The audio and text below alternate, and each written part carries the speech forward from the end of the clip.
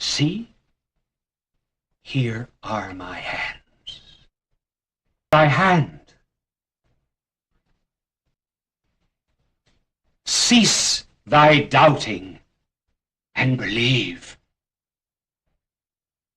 Then throwing himself on his knees, he said to the risen Savior, Thou art my Lord and my God.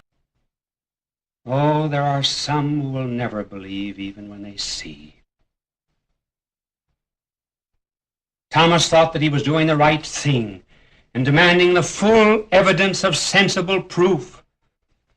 But what would become of future generations if the same evidence was to be demanded for them? Resurrection, until you could put finger into his hand, the future believers, our Lord implied, must accept the fact of the resurrection from those who have been with him. Our Lord thus pictured the faith of believers after when there would be none who would have seen it, but their faith would have a foundation because the apostles themselves had seen the risen. There was a resurrection. Simply because the church was there when the apostles. They saw the resurrection. Thomas was there that believed. And he believed in the name of all who could not see sensibly, but could accept the testimony of those whom Christ sent out to all nations. The story is not over. We will touch on his ascension to the right hand of the Father. God love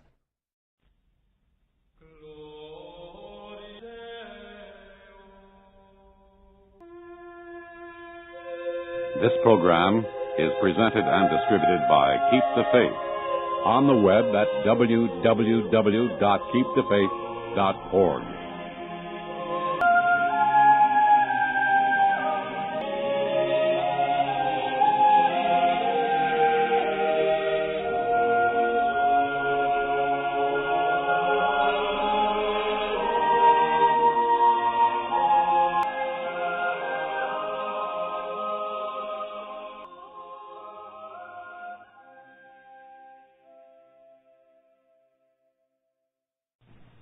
Archbishop Sheen. I was talking to the students of UCLA last year, and someone in the audience heckled or asked a question. He said, how was Jonah in the belly of the whale for 3 days? The idea. But when I get to heaven, I shall ask Jonah. He said, well, suppose Jonah isn't there. Well,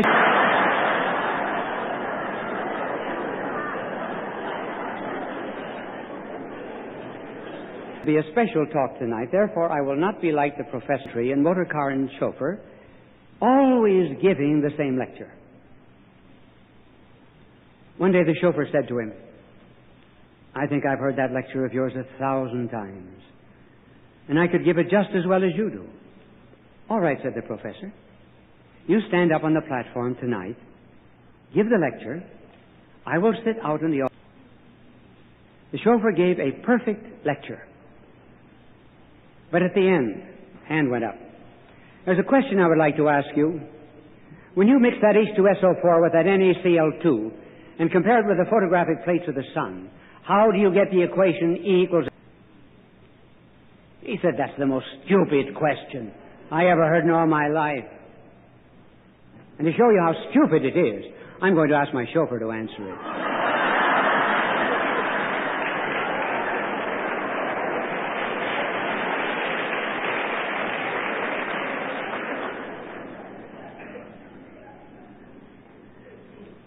And I was lecturing in upstate New York and went into a barber shop. He said, are you going to that lecture tonight by Bishop Sheen? Yes. He said, you probably will have to stand. I said, you know, it's a peculiar thing. Every time I go to hear that man talk, I always have to stand. Now, you have no idea, not the least idea, of when I am going to finish, because I have no papers and there's no way of indicating it. I can't see you very well either in these blinding lights, so I can't tell when you go to sleep. Now, one of the reasons that I don't use paper, a sermon, and he'd finished the first page. Adam said to Eve, and he turned over the next. Adam said to Eve, there must be a leaf missing.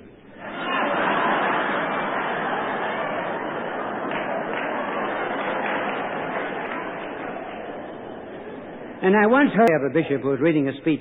Glory be to God if he can't remember it. I would expect us to. Notice that it is only within the last 50 years that we ever had to use the words right to life. All peoples have universally believed in the life and its right. Code of Hammurabis believed in it. So something has changed.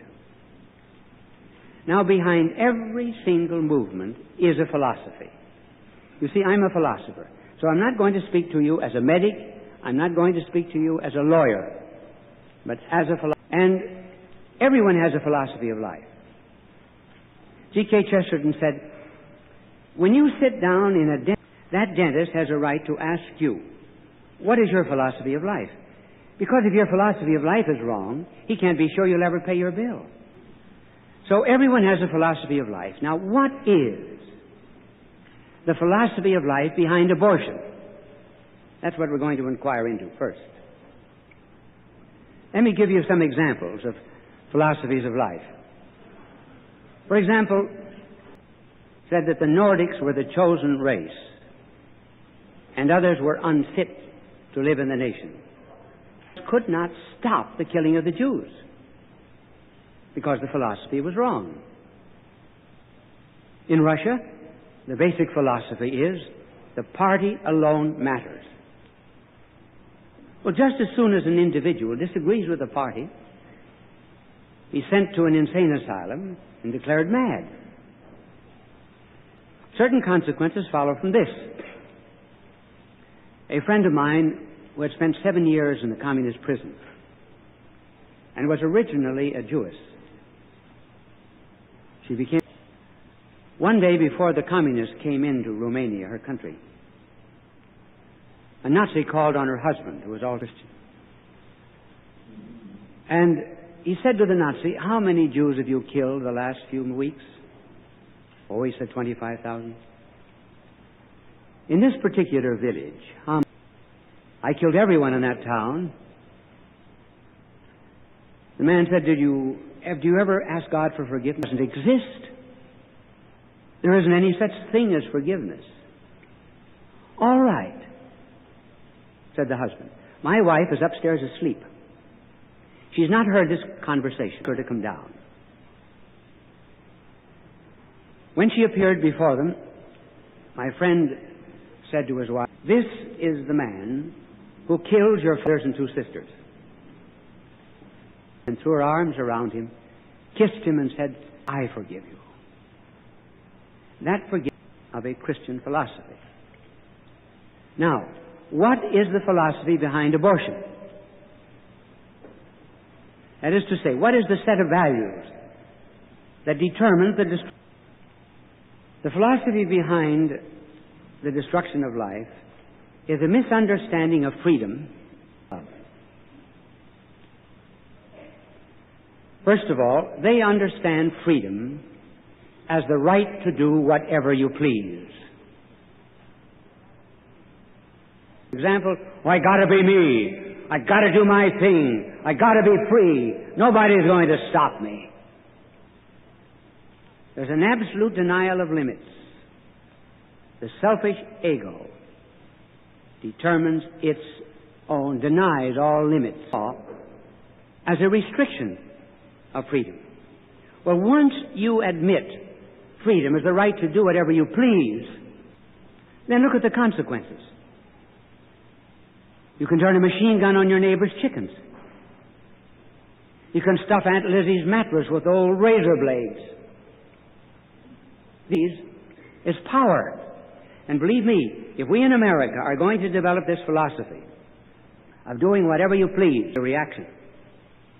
And the reaction already has taken prisoner one-third of the people of the world. That's communism, which says, no, freedom is the right to do whatever you must. We say freedom is the right to do whatever you ought.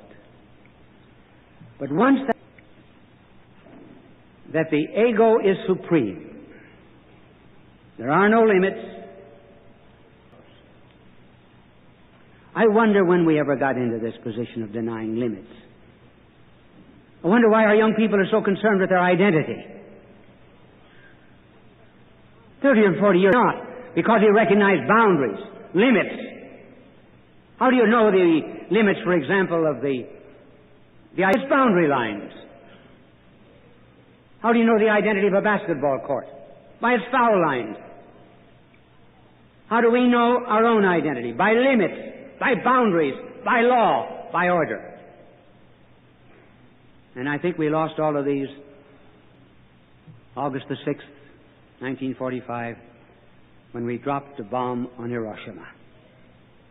The bomb blotted out boundaries of life and death, civilian and the military, and trust among nations. And the point on is defended on the ground that one may do whatever he pleases. That's the first. The second is a misunderstanding of love. They understand love is sex. It's difference. The fig leaf that in Greek sculpture was over the secret parts of man and woman is today put over the face. They don't care who gives them the exhilaration. It is only the experience itself that matters. The person does not count. You drink the water, you forget the glass. This is not the meaning of love. Love is reciprocal, and love also involves responsibility. And one of the reasons, the principal reason why there is abortion today is women are saying, well, I don't want to have myself disturbed. I don't want to care. I want no burden. I want to do whatever I please.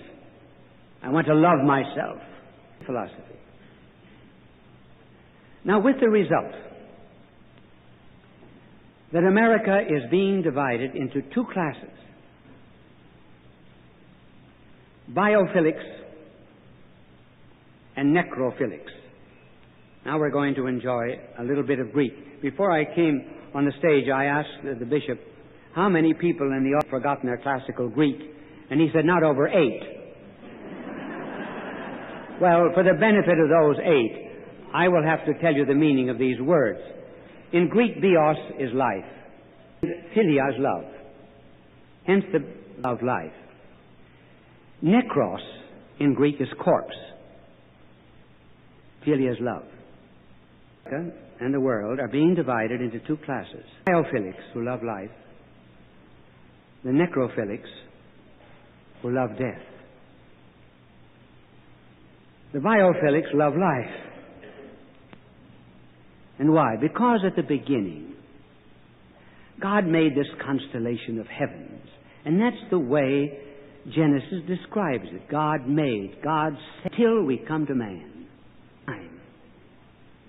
We hear, as it were, the Trinity of persons entering into council and saying, let us make man. Because man was to be made to the divine image. The biophilics start there. They believe that God is the originator of life. And that is why they are impatient with those who say, oh, you don't know whether it's going to be human or not. Wait for 3 months, wait for 6 months. Is that true? Listen, the problem is not when human life begins. The problem is who produced it. Lilies make lilies. Elephants make elephants. You put, for example, Tchaikovsky's Piano Concerto Number 1 on a record, or Beethoven's Leonore. If you know music, as soon as you hear the first few notes, you know the next half hour of that symphony will unfold just as you may predict. There are no musicians in that machine, notes written on the tape, but it's all there from the very beginning. And just as soon as a husband and wife do the procreative act, the beginning life, and that whole life is structured, written out, to be human, as the notes were written to be either, say, a Tchaikovsky or a Beethoven. The reason we are is because there's a clock to life, and we're unwinding. Nor is it true that love allies whether life is wanted. Remember the famous scene in the courtroom of Solomon? 2 prostitutes had children.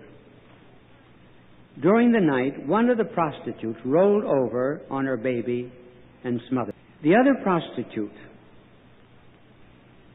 took the dead baby and kept the other child, the live one, for herself. In the morning, the real mother was accused of having killed her own babe. The case went to Solomon. Now, remember, both of these women wanted children. They had love for their children. That was not primary. So, give me a sword. And he took the sword and he said, I will cut this babe in 2. I will give half to you and half to you. One of the women cried out, no, give her the other babe. Solomon said, you're the mother. And why was she the mother? Because she loved life.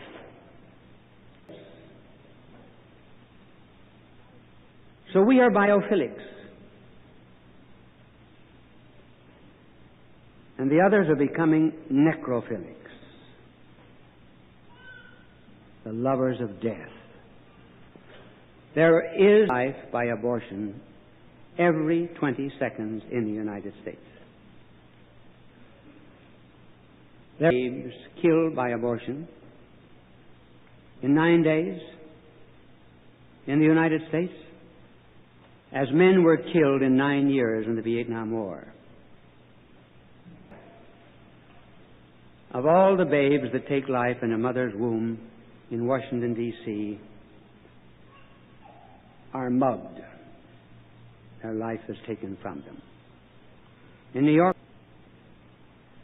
out of every 10 children that are in the mother's womb, 5.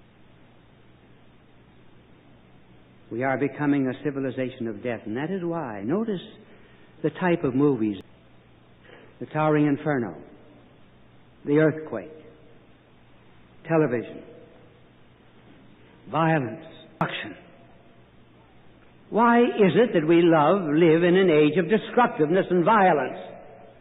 It's simply because people have no interior life. They're not creating anything within themselves, and they're aborting it. And instead of creating, destroy it. And that's why that type of picture is produced. Freud was not so wrong when he spoke of eros thanatos. Here we get into Greek again. Eros, love, not the highest kind of love. Eros thanatos, Thanatos. Freud said, over wholly to satisfaction, becomes abnormally interested in the death instinct. And that is what is happening today. During the Victorian days, sex was taboo. Today, death is taboo. You are not to speak about it. And so they use other words. Just like the communists will use the word liberation when they take over a country. Today, it is said that a mother has a fetus. Who ever heard of a mother having a fetus? A mother. And that is just the kind of a escape from admitting that there is life within. That brings me to the rapid progress toward American culture.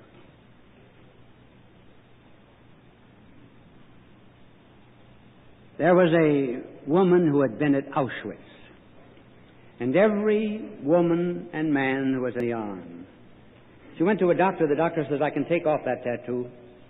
She said, I don't want it taken off. You learned life, doctor. But I know where I learned it, in Auschwitz. And after having been through it, I wouldn't step on a cockroach. That was her respect for life. But once you and remember that legality is not morality. Because the Supreme Court makes something legal, it does not necessarily. Who ever thought, for example, when the Reichstag passed its first law, that there was in Belsen, Dachau, Auschwitz, and other torturous and horrendous prisons of Germany. But once you begin to give, then there comes a very rapid decline. If you put a frog, for example, in and make that water the normal, healthy, and you heat that water imperceptibly, the smallest degree, eventually it will boil. You cannot point to one single day when that frog struggled against hot water. Death took it over